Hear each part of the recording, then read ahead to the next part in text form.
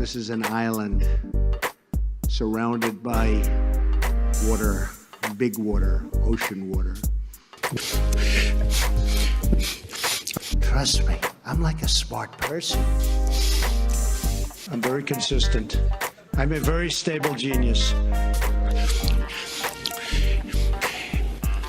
I had the best words. Tolerated. I know words. Mike Pounds. I hope they now go and take a look at the oranges of the investigation. But there's no better word than stupid. Anonymous, really anonymous. I'm very highly educated. One of the wettest we've ever seen from the standpoint of water. I had the best words. God bless the United States.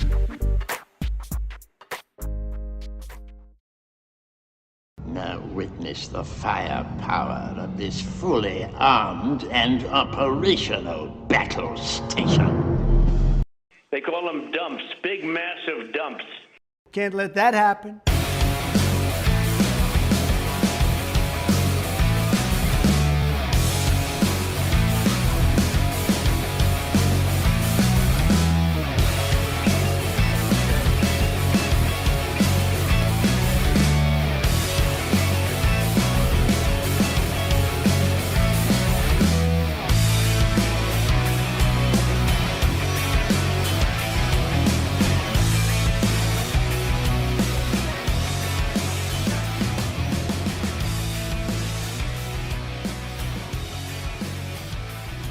Around the nation,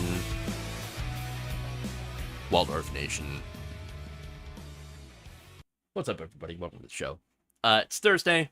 We got a show today, and it's gonna be interesting. Very interesting. Got some fun stuff, including, I guess, the existence of Trump tape.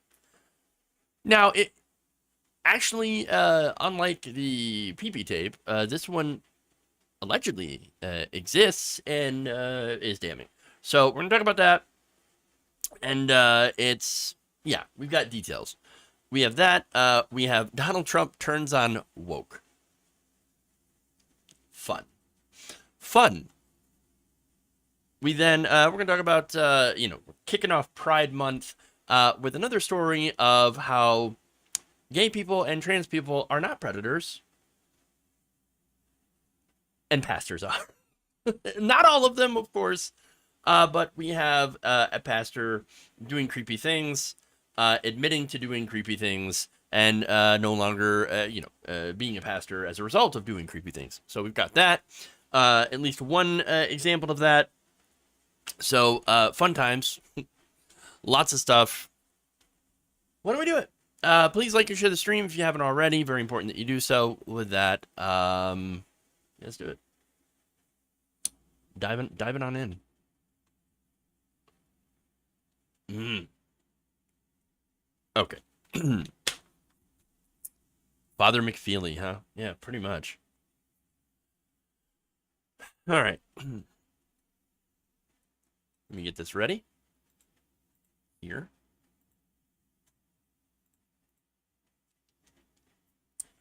Former President Donald Trump is pretty furious over a supposedly leaked recording of him bragging about having classified information. Two people, of course, who were not privy to said classified material. Now, according to different reporting, this is from the Associated Press, Justice Department prosecutors have obtained an audio recording of former President Donald Trump from after he left office, i.e. was no longer in power, of which he talks about holding on to classified Pentagon documents related to a potential war against Iran. Well, it says attack on Iran, but an attack on Iran would lead to a war, so yeah, probably not a good thing to have and to try to share with other people.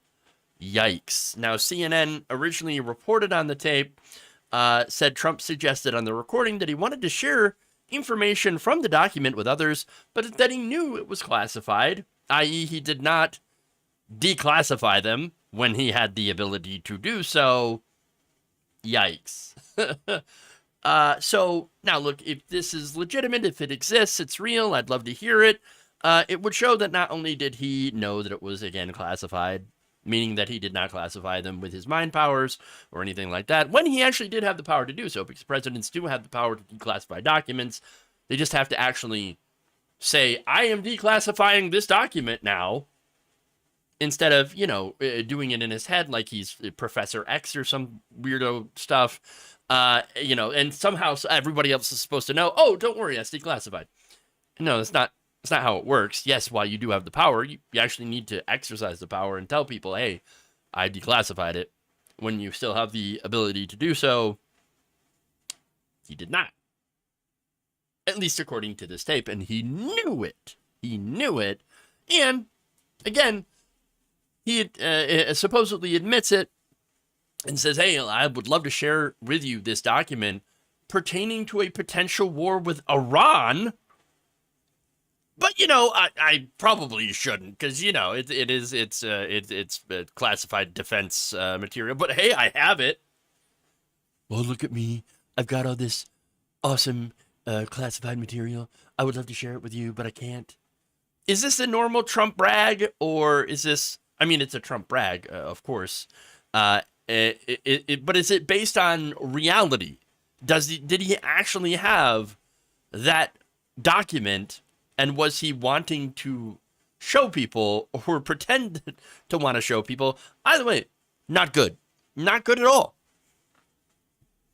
Now, this report say the recording has been provided to Special Counsel Jack Smith, whose team of prosecutors has been spending months investigating potential mishandling of classified documents at Mar-a-Lago, and whether Trump or anyone else sought to criminally obstruct the probe. So those are the details. Potentially not good. Okay, considering how the investigation around these classified documents that he refused to, give back to the government when the government asked for them. But, he's already, again, being investigated for that. But there's other things. It's the kind of evidence that you would need to make the case that he was, yes, lying about all of this, about declassifying it and all that. And so he was in possession of classified materials and then was doing obstruction and not returning them, but claiming that they were his and that they were declassified, which, again, based on a complete falsehood. But, the other thing is, the dissemination of classified materials that you knew were classified and sharing them or wanting to share with other people around you and having that document in your hand with people around you. Again, highly sensitive defense documents here, with people who are not cleared to view those documents. That is also bad. Not good. Very bad, sad baby, because that would, again, be a separate charge. That said, Donald Trump thinks the only crime here, though, it is not what's in this alleged tape. It's leaking it. Yeah. Within an hour of the report breaking and spreading across cable news, Trump attacked former U.S. Attorney Rachel Rollins, who resigned on Tuesday after she was found to have leaked information to a friend running for office. Okay. Why is he using that comparison? Well, we'll get to that. Quote, Massachusetts top prosecutor leaked sensitive information from the Justice Department in an effort to help a friend win an election and hurt the opponent. The prosecutor just resigned. Big ramifications. But wait, all the Democrat persecutors that are trying to interfere with the 2024 presidential election are leaking constantly and illegally about me. Will they be resigning?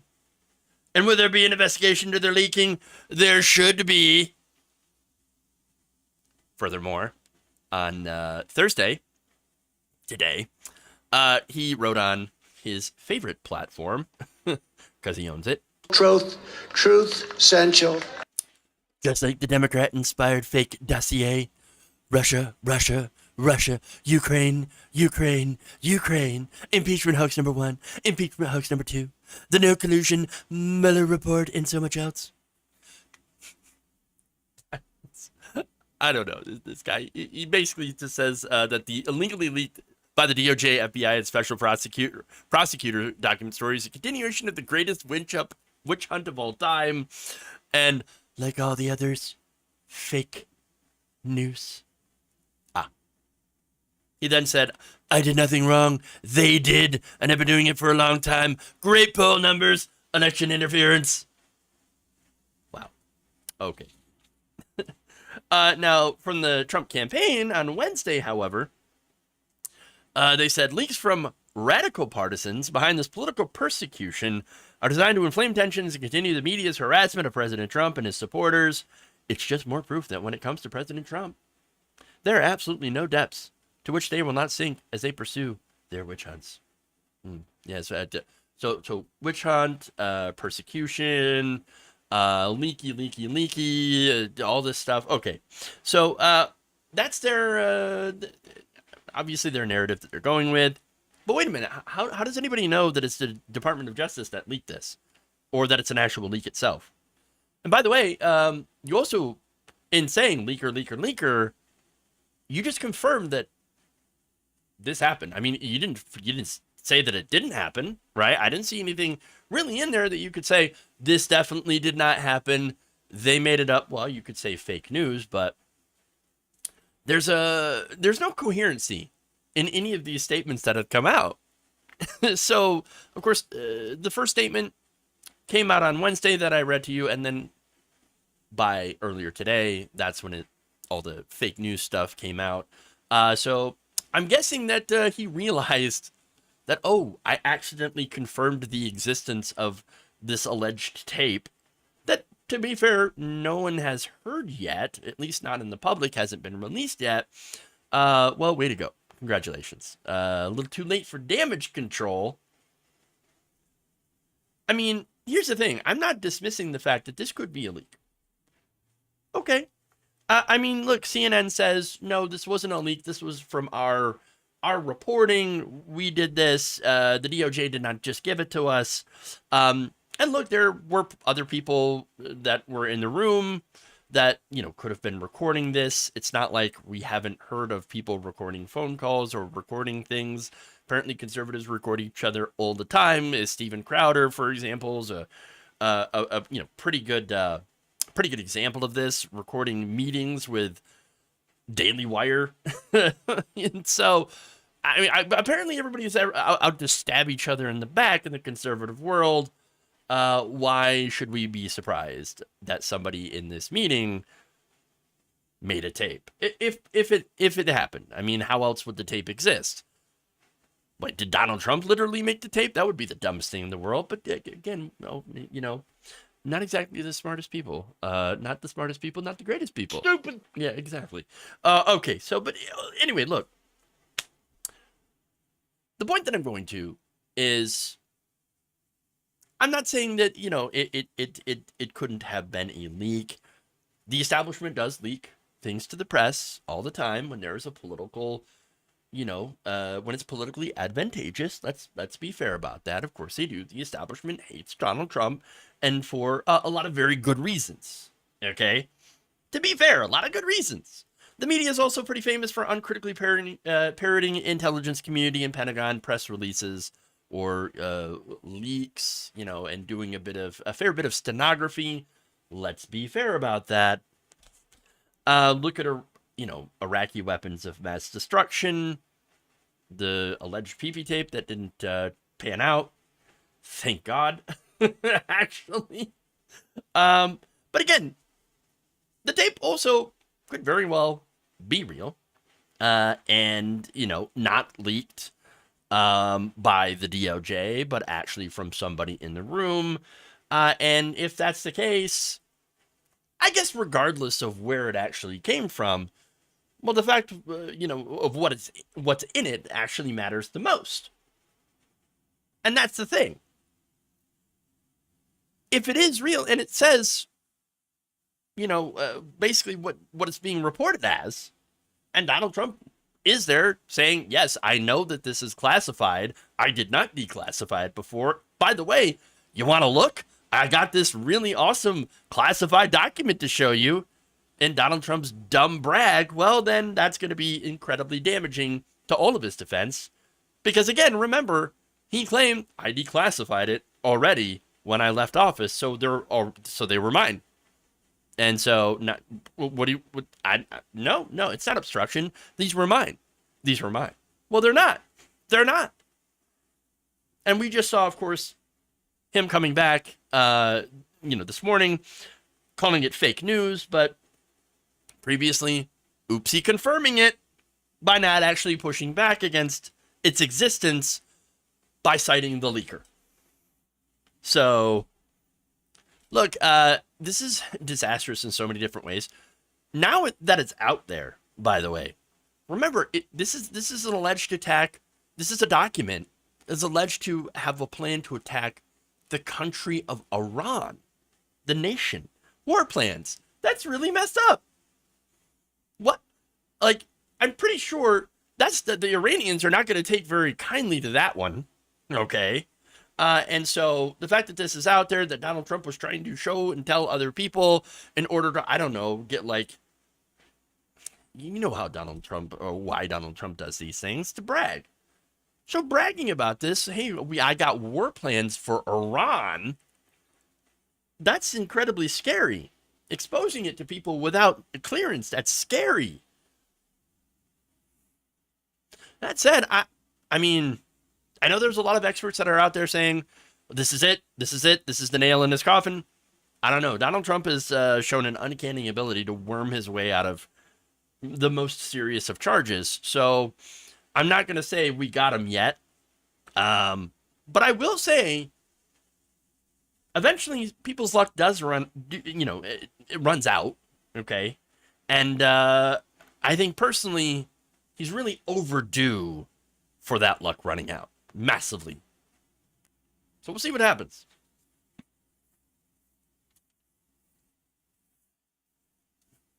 Well, good thing there were no other attempts to agitate tensions with Iran. Yep. True. Okay. Let's move on to a related story.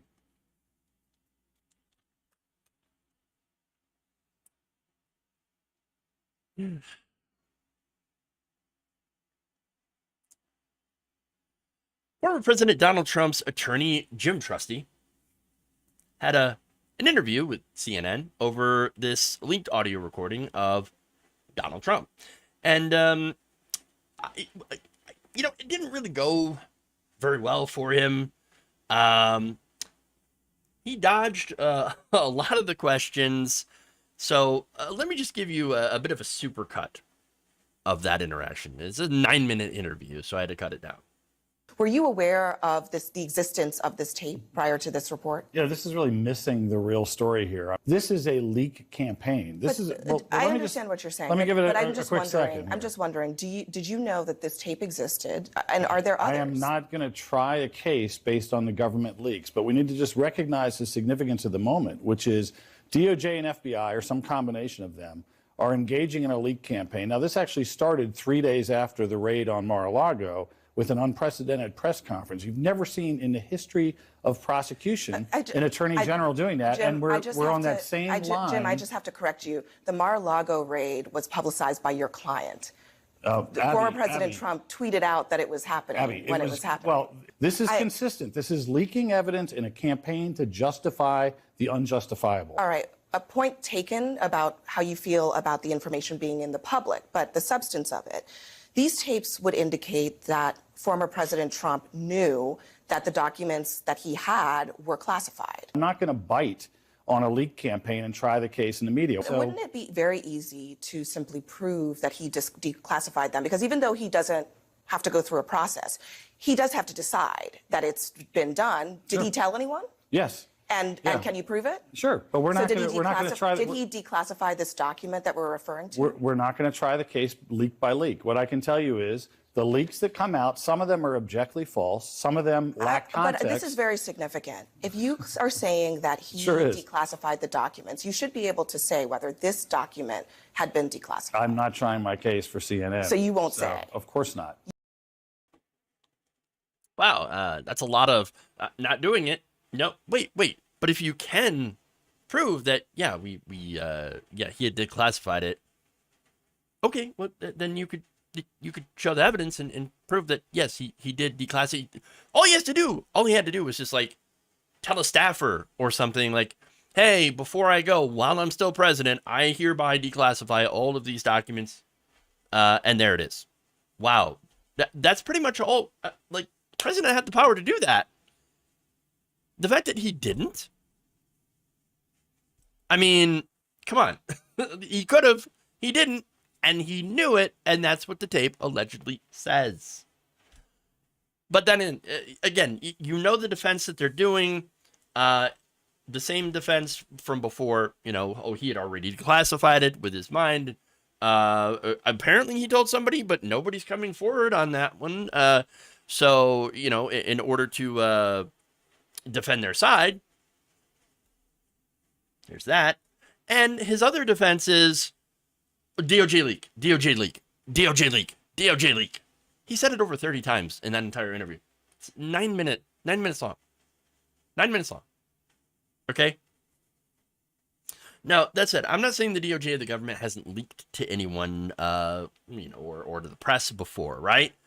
But you're basically admitting that Donald Trump had documents that he knew were classified, and he did not declassify them before leaving office. I mean, you say that he did, but then you refuse to prove it because, leak CNN. So, I mean, and by the way, it also allegedly shows that he wanted to share the information with people around him who did not have security clearance, which would add dissemination of classified material, which is an additional charge to what he was already being investigated for, which was possession of these classified documents, knowing that he had possession of classified documents, and obstruction in refusing to return them, and there it is. But again, you're seeing Donald Trump and his lawyer focusing on the leak to get people outraged and accuse the media of interfering in an election. It's not like that hasn't happened before, to be fair. Look at CNN passing questions to Hillary Clinton's campaign during the 2016 primaries. A lot of people forgot about that. Donna Brazile specifically, and again, it's not that they were hard questions. It's just that you're giving one political campaign access to questions that you were going to ask during, before a debate to one side and not giving it to the other, giving them a perceived advantage. So yeah, that would be interference in a primary.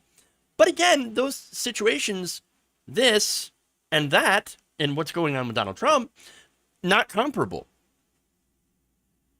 Look, having a host passing questions to a campaign, it's gross and unfair. We can all agree with that. It's not the same as releasing a tape of an ex-president committing actual crimes on tape. So let's call it what it is, okay? If the tape is legit and it says what the reporting says it does, that's going to be really, really hard to get out of.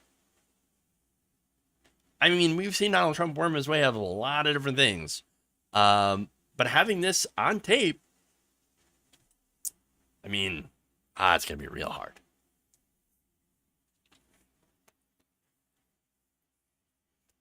His lawyers talked openly to each other about this with the reporters at the next table. The lawyers are the leakers. The leaks are coming from within the house. It's inside the house. The worst. The worst.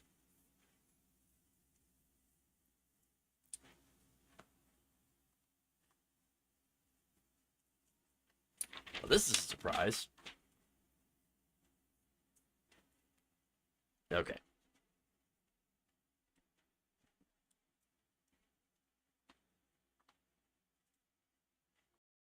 It's gone sick. And I don't like the term woke because I hear woke. It's like just a term that use half the people can't even define it. They don't know what it is. Whoa. Donald Trump just turned against people using the word woke. Wow. Half of them, they can't define it. They don't know what it is. That's actually true. I would actually wager over half of the people that are using it on the right wing as a pejorative have no idea what it is. They can't define it. It's just basically anything that we do not like. Wow. Now, this was his response after taking a question from a high school grad asking it about current school policies and attacks on censorship. Trump responded with a position in agreement with what is outlined in the Don't Say Gay law, spearheaded by Florida Governor and fellow presidential hopeful Ron DeSantis. And so, make no mistake, he's still with it on the policy of taking on the woke. He just doesn't want to call it woke anymore. So, what are you going to call it? Well, I mean, you should call it what it is then. It literally is censorship. That's what the Don't Say Gay bill is. You're censoring students, you're censoring teachers from being able to even mention the existence of gay and trans people in school, or pronouns, as well as things like critical race theory with the other laws that he had passed with the Stop Woke Act. Yeah, what he's doing in Florida is censorship. And if you agree with what he's doing, well, then you agree with censorship. Donald Trump agrees with Ron DeSantis. So what's the difference here? Well, Ron DeSantis is running for president, and, Donald Trump's chief rival, and he really uses woke constantly.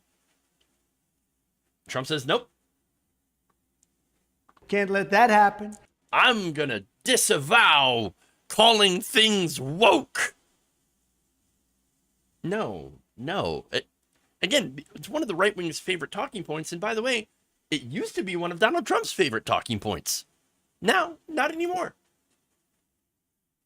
Now, what are you going to call it? No, in a couple of days, he'll start calling things woke again. You know it. It's the thing where Donald Trump goes and A/B tests the audience.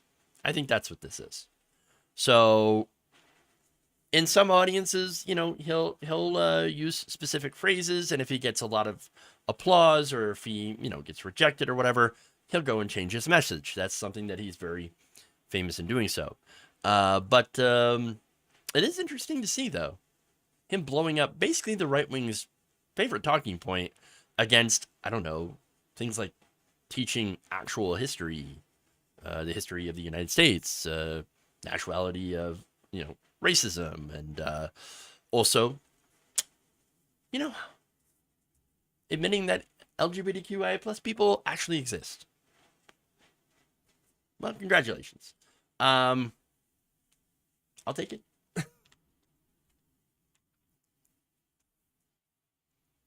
It's funny how he just blows up their entire talking point.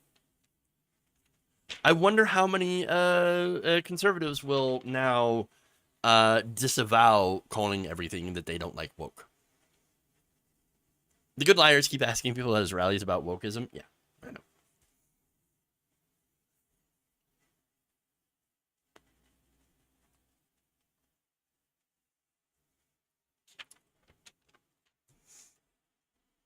Okay.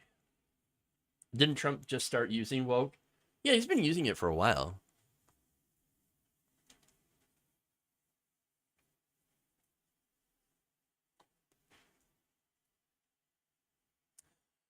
With the passage of the debt limit deal, House Leader Kevin McCarthy is now coming for so-called entitlements, earned benefits, Medicare, Medicaid, Social Security.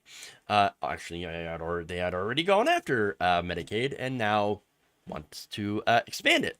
In a Fox News appearance ahead of the House's passage of the debt limit legislation, House Leader Kevin McCarthy said the measure is just a first step.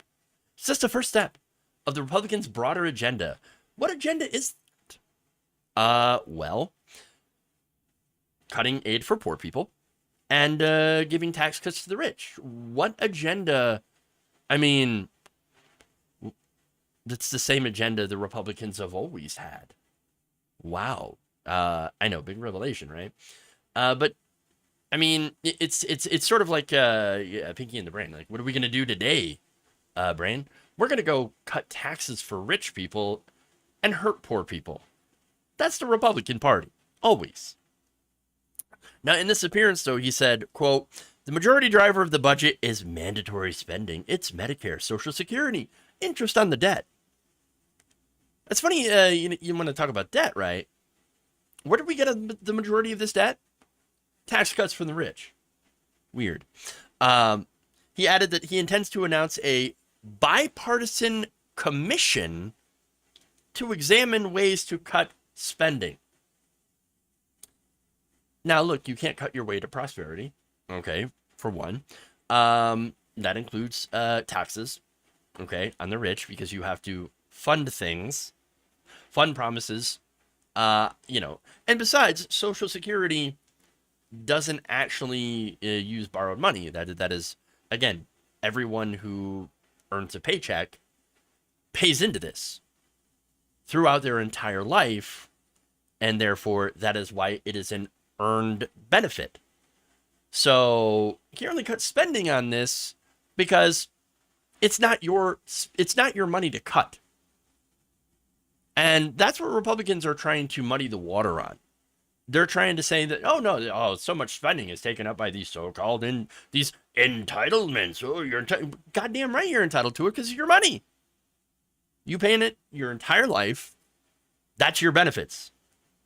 When you try to cut them, you're taking money literally out of people's pockets and, of course, trying to put it into rich people's pockets. That's what's going on here. Now, the thing is, he says he wants to create a commission. We've already had a commission. That was Simpson-Bowles. Now, Republicans in 2021 had another commission.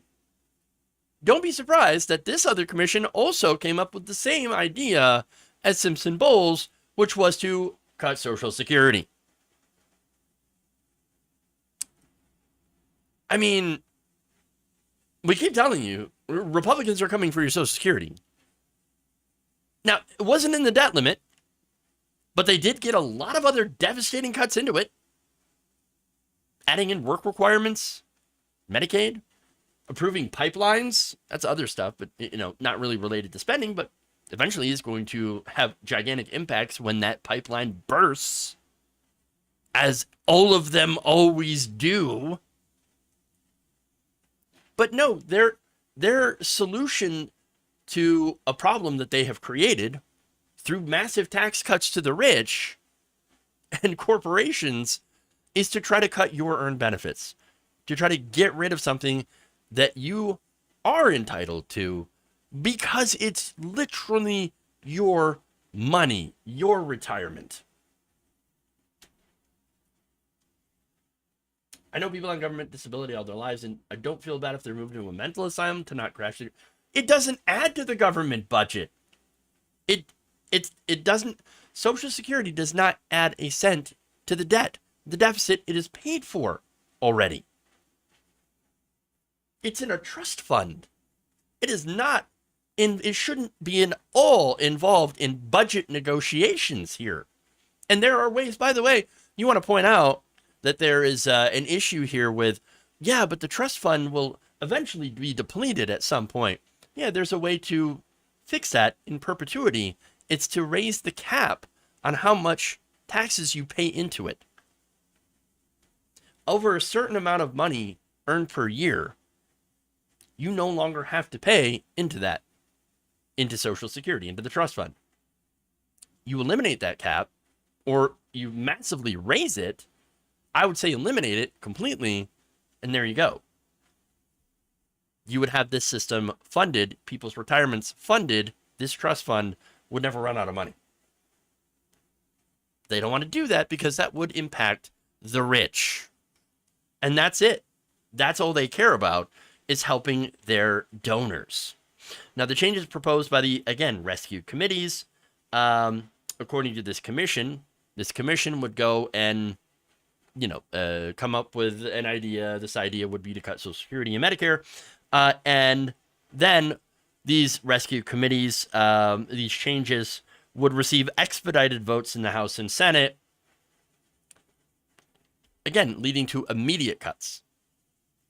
Why don't we just roll back the Trump tax cuts for the rich? The vast majority of the beneficiaries of the Trump tax cuts, corporations, the wealthy, and what did they do with it? Billions of dollars of stock buybacks, executive bonuses. Not really increasing pay. Not really in, doing a ton of research and development. Not a lot of reinvestment into your, companies. No, just mainly executive bonuses in the form of stock buybacks and executive compensation. That's it. Billions of dollars. Claw them back. Roll it back. Roll it back. Don't put your hands on Medicare and Social Security. Don't put your hand in these programs that millions of Americans paid into and then rely on for dignity, for being able to feed and house themselves. Advocacy groups, by the way, have slammed that Romney legislation. Never forget, Bain Capital Romney. You think that he's a moderate because he speaks out against Donald Trump. No, he's an old school Republican that wants to do the same thing that the current Republican Party wants to do, which is to rob you and to help his donors. That's it. Now, Romney's legislation, known as the Trust Act, is a ploy to cut Medicare and Social Security.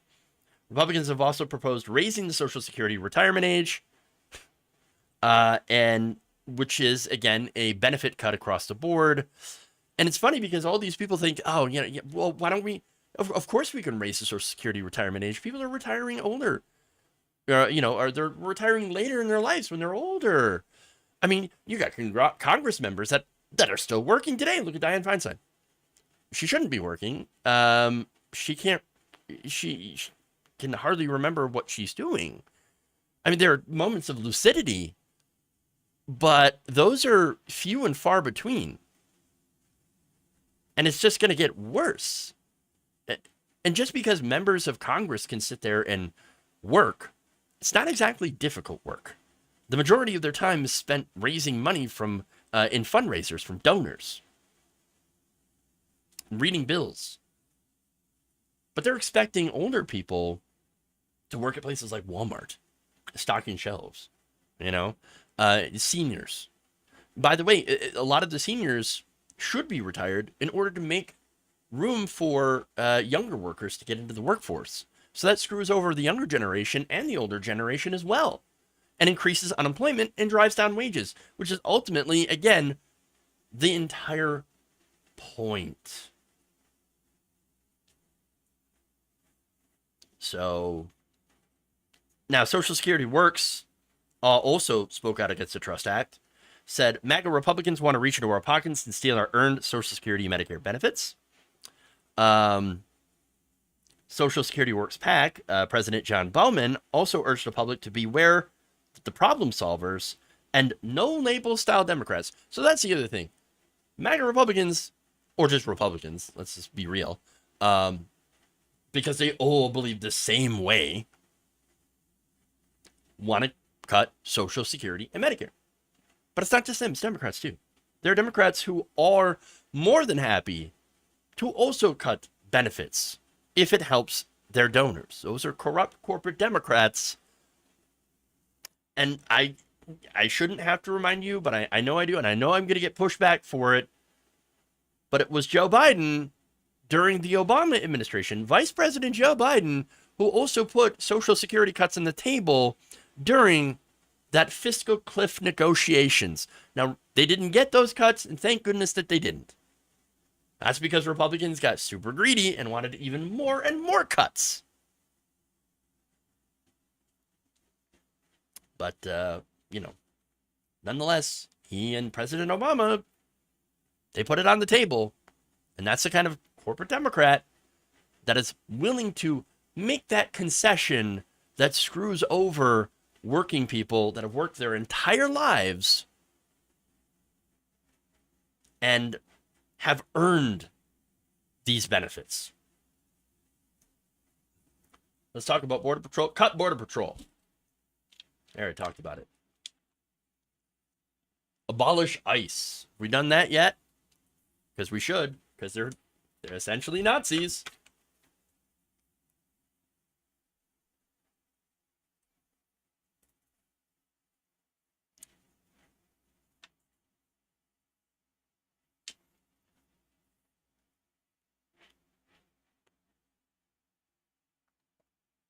Oops.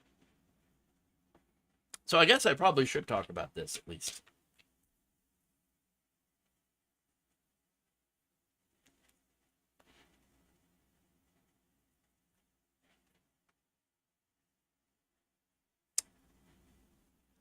"40 members of the Congressional Progressive Caucus broke with the majority of Democrats in voting against the debt ceiling agreement." So, look, this agreement was negotiated by President Biden and Republican leaders, House Leader Kevin McCarthy specifically, and it's got a lot of terrible things in it. Now, the legislation lifts the debt ceiling until January 2025, while enacting caps on non-military federal spending, and it passed the GOP-controlled House by a vote of 314 to 117. They had 165 Democrats joining with 149 Republicans in supporting it. And again, it was not a great piece of legislation. It's actually pretty terrible. Now, Republicans called for really devastating cuts. They didn't get that, but they did get some goodies as well. There was work requirements on aid recipients, and there was an approval that's going to help, well, Democrat Joe Manchin, as well as Republicans who supported the Mountain Valley Pipeline. That is a top priority of Manchin, as I mentioned before, who is a literal coal baron. Now, Republicans also got a provision that would codify the end of the student loan repayment pause. So now, at the end of August, people will begin to have to, and this is the millions of Americans, 40 million Americans, who are not ready, at least a significant portion of them are not ready to restart paying on their student loans, especially since there has been no decision made on the Supreme Court, on the two cases brought before them on Biden's student loan relief plan, which would forgive $10,000 in student loans, or up to $20,000 in student loans for people, for certain borrowers. So it's heavily means tested. And one of the challenges is that it was too means tested and they didn't qualify for it. And now they're suing, and represented and propped up by right-wing groups. The other lawsuit includes, I think, 6 states, red states, that say they're going to lose out on tax revenue by this relief passing. So what a disaster that's going to be. So now, let me give you some statements from some of the Democrats that have voted against this, members of the Congressional Progressive Caucus. We're going to start with Rashida Tlaib, who had the right vote. "I cannot vote for a bill that guts key environmental protections and greenlights dirty fossil fuel projects for corporate polluters who are poisoning our communities, pushes our residents deeper into poverty by implementing cruel and ineffective work requirements for our low-income neighbors who rely on SNAP and TANF for food and housing, terminates the student loan payment pause and slashes IRS funding to make it easier for the rich to cheat on their taxes." So originally Biden was calling for a lot more in IRS funding, again, to go after wealthy tax cheats. That did not happen. They actually knocked off quite a significant amount of funding on that. Tlaib added that we cannot continue to capitulate to far-right Republican Party and their extreme demands while they inflict policy violence on working-class people, gut our bedrock environmental protections, and decimate our planet. In total, 36 members of the CPC voted against the legislation. I'm going to give you their names here. That's, again, we're going to point out it was Representative Tlaib, also Representative Jayapal, Cory Bush, AOC, Mark Pocan, Summer Lee, Greg Casar, Rosa DeLauro, Jim McGovern, Barbara Lee, Dan Goldman, Jimmy Gomez, Nanette Berrigan, Jamal Bowman, Jan Schakowsky, Chuy Garcia, Delia Ramirez, Federico Wilson, Raul Grijalva, Jared Huffman, Sidney Kamlinger-Dove, Gwen Moore, Grace Meng, Ayanna Presley, Jerry Nadler, Melanie Stonsbury, Val Hoyle, Juan Vargas, Nikema Williams, Sylvia Garcia, Adriano Espelli, I'm having difficulty with some of these names. Sorry. I know words, the best words. Adriano Espilia, Mark Desaunier, Jasmine Crockett, Yvette Clark, Judy Chu, and Suzanne Bonamici. That's all the members that voted against this. But you still had a majority, unfortunately, of CPC members that did vote yes, including Ilhan Omar, which this is a rare L for her. Ilhan Omar is usually really good on stuff, but in this case, not so good. And hey, fair is fair. You call out, even if you like a politician, they take a stance that you do not like, then yeah, you're more than willing to, or you should be able to call them out for it, while still doing it, in a way that is obviously respectful, like I'm doing right now. I don't agree with the vote. I think it's a bad vote. I think that this bill, remember, what I've been saying all along is that this is theater. The debt ceiling doesn't need to exist at all. There's no reason for it to exist. All it is again, we should be paying our bills. This is money that we have already spent that we are authorizing to pay. That's it. So why does this debt ceiling exist at all?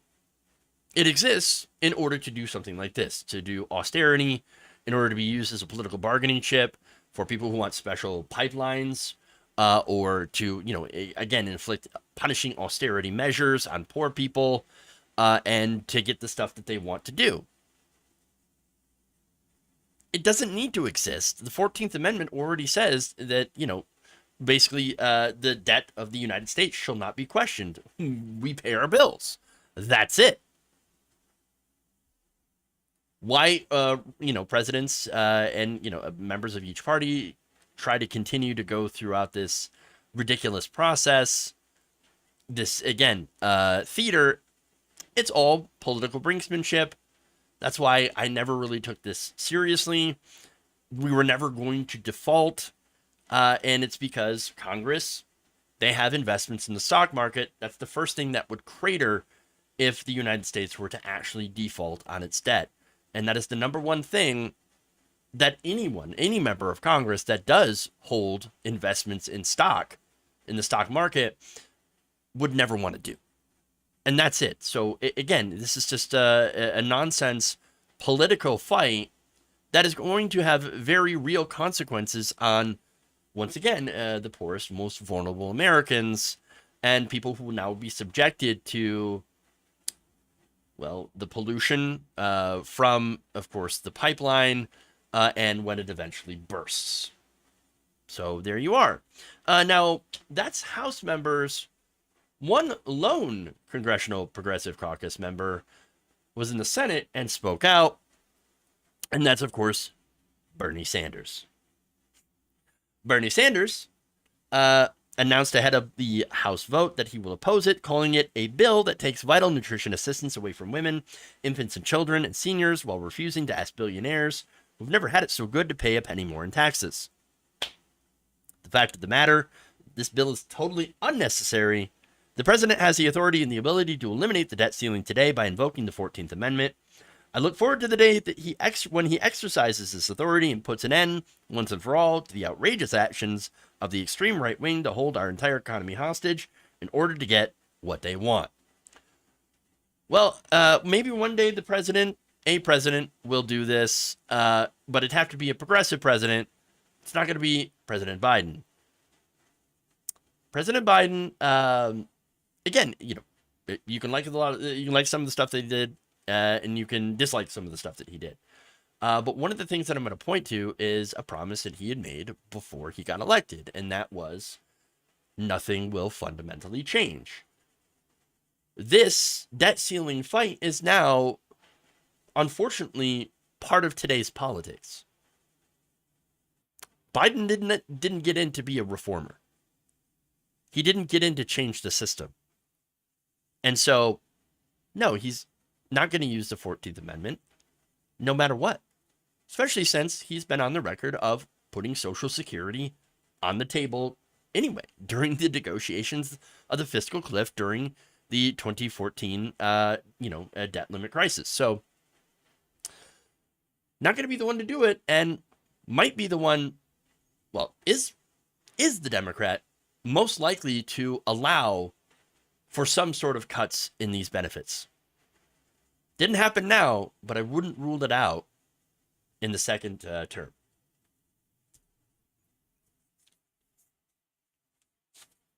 He's president status quo. I agree. He absolutely is. Biden didn't come to save the day like I thought that he was going to. My friend, I love you.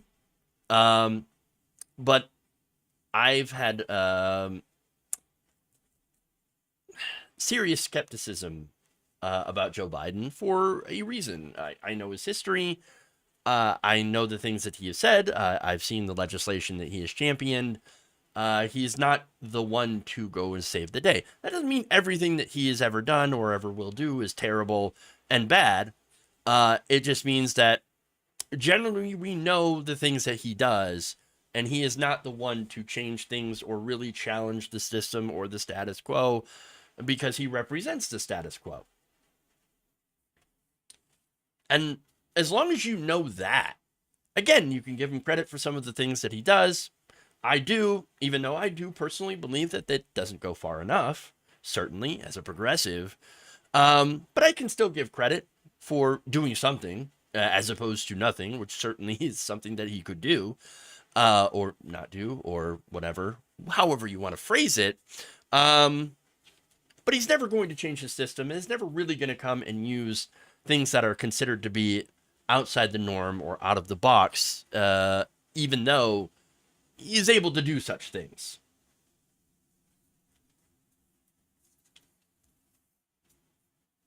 Okay. Anyway, let's move on. Let's go to, I think we'll do this last story here and wrap it up for the day.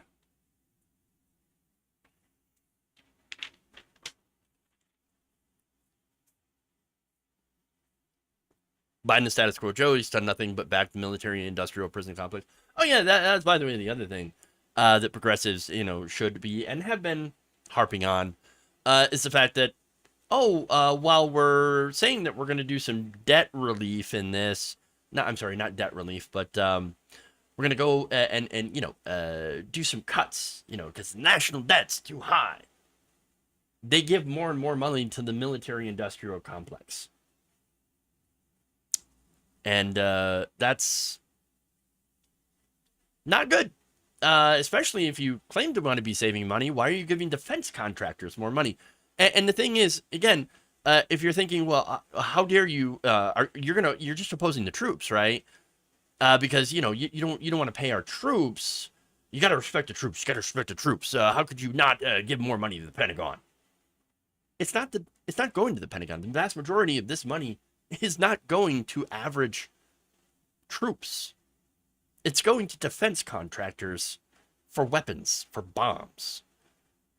Defense contractors that have been basically ripping off the Pentagon after they had consolidated into just a couple mega corporations, or in some cases, one corporation that only has, that's the only one that makes this particular type of weapon. And the big example is the shoulder-mounted Stinger missile, which went up massively in price. I think it was from $25,000 per missile, which is already super expensive.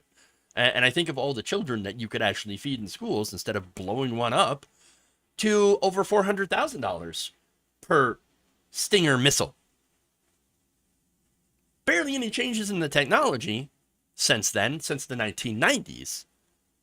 But that price, again, it's because the defense industry consolidated into 3 or 4 different defense contractors that have monopolies on these weapons and are charging the Pentagon for whatever the hell they want. And the Pentagon will continue to shovel, the Congress will continue to shovel more and more money to the Pentagon.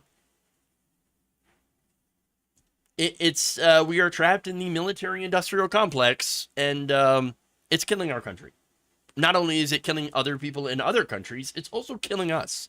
This is why we can have healthcare. This is why we have, so many people that still die because they can't get certain medications. Where you have so many people that are right now suffering or having to go on government assistance because they can afford childcare. This is why we can't have nice things.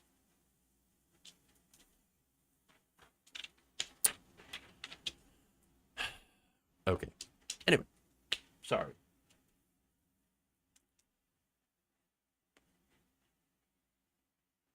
Don't be silly. Oops, all missiles is one of the most popular breakfast cereals. Kids love it. Children love it.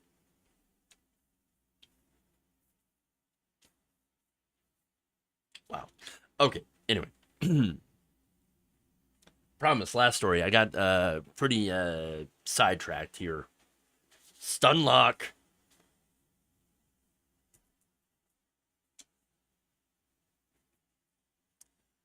Oops.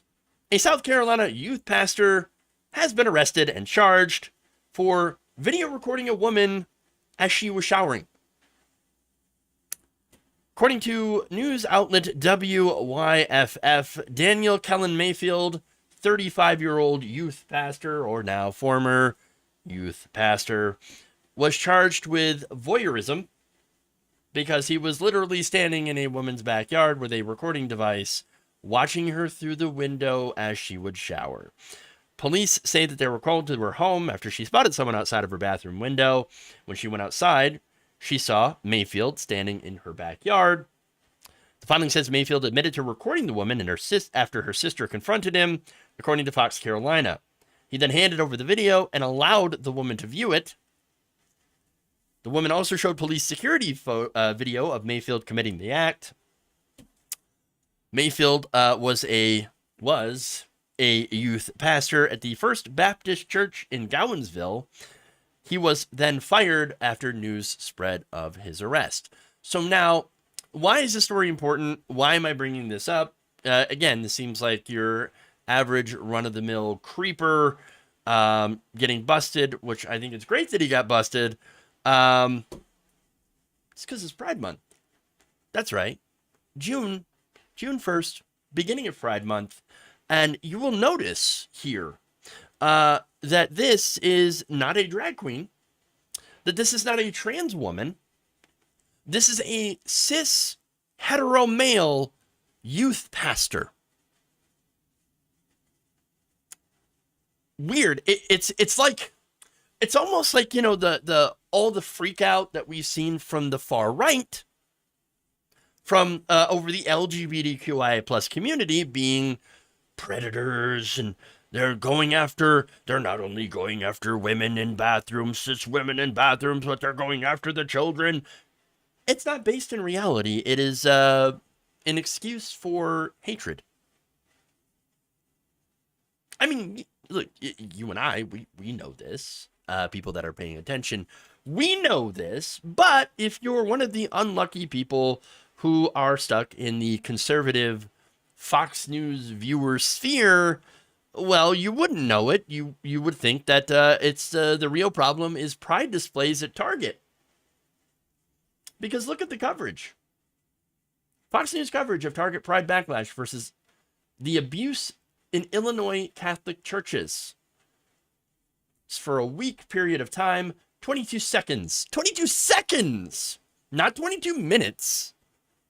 Not even 2 minutes. 22 seconds of coverage of the massive Illinois Catholic Church abuse scandal where over 2,000 children were abused by pedophile priests over, since at least the 1950s, that the church knew about it and still employed these pastors.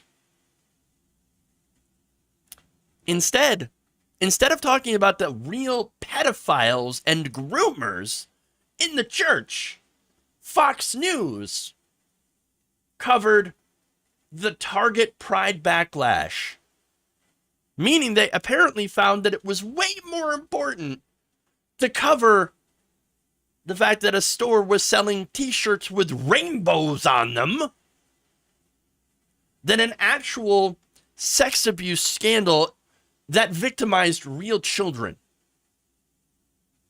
That's why it's important to talk about. That's why. You see, what Fox News is doing, and it's not just Fox News, they're an example of this.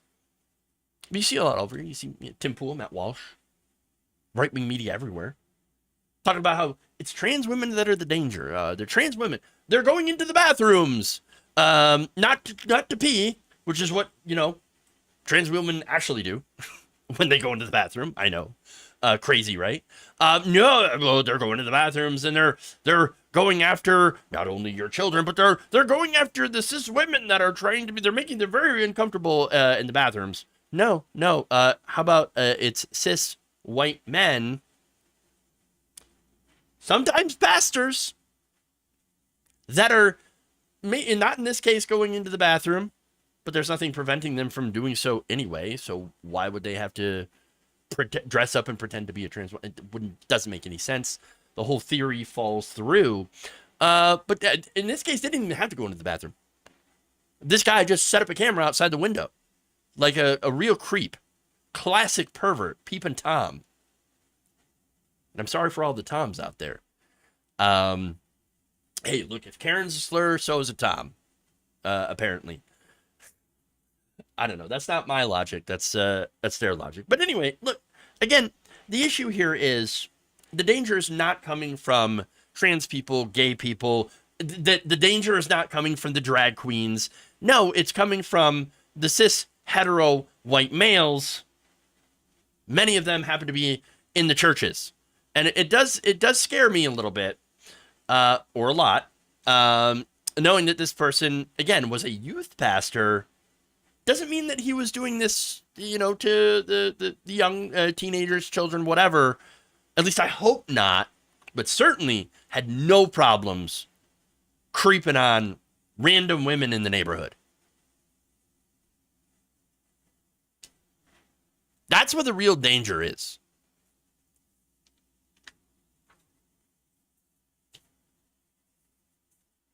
Okay. Anyway. That's all I got for y'all. Thank you for going around the nation with me today. Please like and share the stream if you haven't already. Fox News never cared for the children. Of course. Gabby Mathis, thank you for the very kind 2 gifted memberships. Welcome back, by the way. Missed you over the last couple of days. Emergency Remedial Truth, thank you for the kind $2 super chat. Lisa Zarnak, happy birthday. Hopefully it is a wonderful birthday. I see that that's in the Facebook chat.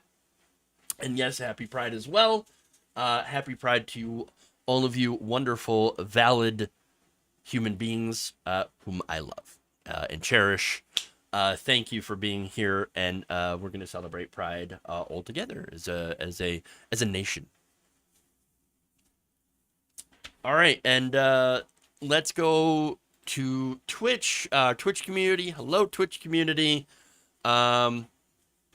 Peeping Tom started with Lady Godiva's naked ride through Coventry. Designer Dragon M points out in the military spending, they can't even give large enough sign-on bonuses to get kids to join. The average, the average starting for, I believe it was an E19 or E20. Maybe I'm getting those wrong, but basically the lowest amount of pay for someone who signs in or signs on to the military, it's like $19,000 a year. That's probably where I'm getting the E19 part. Because I'm not even sure E19 exists. But they get $19,000 a year, the last I knew. And a lot of active service members have to go and use food stamps at the local commissary. So, hey, cut food stamps, and you end up cutting food for the troops. Do you care about the troops? Do you care about the troops? Apparently not. Okay. Well, anyway. Thank you again to all of you. Ravaging Wolverine says, John Arlola said it best when he asked if the 14th Amendment doesn't apply perfectly to this, then what could it possibly apply to? John is correct and based as usual. Unfortunately, nobody's ever going to answer that question. Nobody in power is going to answer that question because at the end of the day, I don't think they want to. Whether it be, oh, I don't want to rock the boat, or maybe I actually just do want to cut Social Security and cut these programs for the poor. I'll let you all decide what you feel about that. Okay. With that, Twitch community, let's raid into let's go to James from the internet. Everybody give him a follow. With everybody else, thank you once again. Like and share the stream if you haven't already. Have a wonderful evening, and we'll see you all back here tomorrow. Love you all. And remember, change begins with you. Happy Pride, everyone.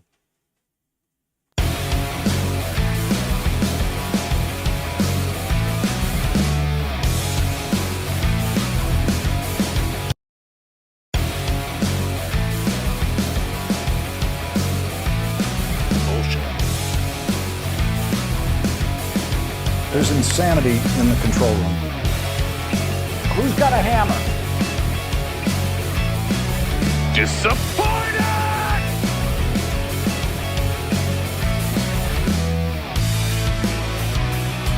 Woke mob.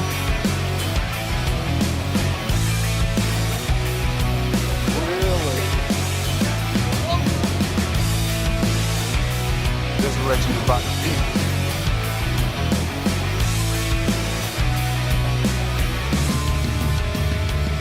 Oh, man, I'm sorry. They're kicking me out the door. They're kicking me out the door. Florida's ground zero for the nursing home. I mean, we're God's waiting room. You idiot!